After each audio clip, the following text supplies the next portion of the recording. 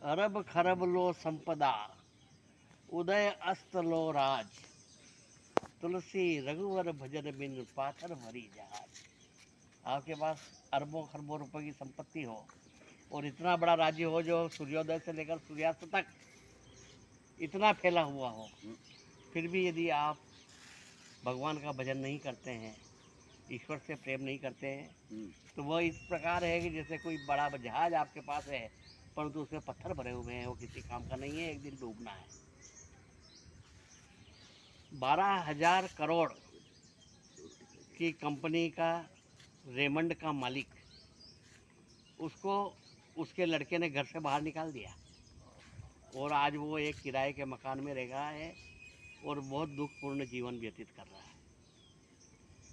एक बम्बई के 5 इलाके में रहने वाली अरबपति महिला, जिसका बेटा विदेश में नौकरी करता था और वो भी करोड़पति था, और वो मुंबई के करोड़ों के ठेठ में मर गई, उसके बेटे को मालूम ही नहीं पड़ा और वो गल गल के सड़ कर के कब ख़त्म हो गई, उसका जीवन का अंत इस प्रकार से हो गया।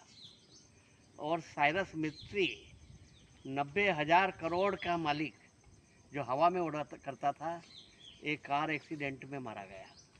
और किशोर झुंझुनवाला 43,000 करोड़ का मालिक, वह 20 घंटे टेबल वर्क करता था तो 43 साल की उम्र में ही मर गया और सारी संपत्ति यहीं छोड़ गया। एक आदमी ने जीवन में बहुत ऊंचे सपने देखे और IAS बन के कलेक्टर बन गया बक्सर का, परंतु तनाव के कारण उसने आत्महत्या कर ली। अब इन सब लोगों के पास में क्या नहीं था? पैसा, पद, प्रतिष्ठा सब होते हुए भी इनकी जीवन में शांति नहीं थी, सुकून नहीं था, संतोष नहीं था, इनके अपने सौहार्द नहीं थे और इनके कोई मित्र नहीं थे और इनके जीवन में कोई भी तनाव रहित कारण नहीं था। इसलिए ये सभी लोग इस प्रकार से असमय काल कल्पित हो गए।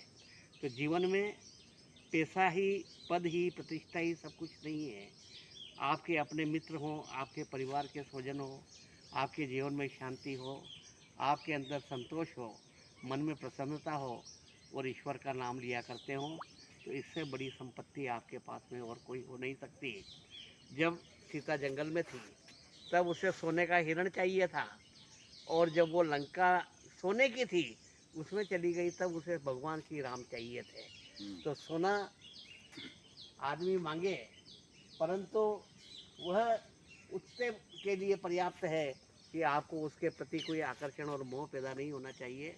उसे सोने और पत्थर में कोई फर्क नहीं करना चाहिए, क्योंकि न तो सोने से सुख मिलता है न पैसे से सुख मिलता है। इसलिए अपने जीवन को हमेशा इस प्रकार से जिएं कि बहुत पैसा है तो भी कोई बात नहीं और बिल्कुल भी नहीं है तो भी कोई बात नहीं। समभाव में रहें, हमेशा अपने मित्रों के बीच में रहें, परिवारजनों के बीच में रहें, जीवन में शांति रखें और संतोष को बनाए रखें। संतोष से बड़ा धन तो और कोई हो ही नहीं सकता है। गोधन, गजधन, बाजी धन और रतन धन खान, जब आवे संतोष धन तो सब धन धूर समान। इसलिए संतोष एवं परम धनम, संतोष ही बड़ा धन है। आप हमेशा संतुष्ट रहिए, शांत रहिए, मित्रों के बीच और परिवार वालों के बीच में रहिए, ईश्वर का भजन कीजिए और इस प्रकार अपना जीवन गुजारिए।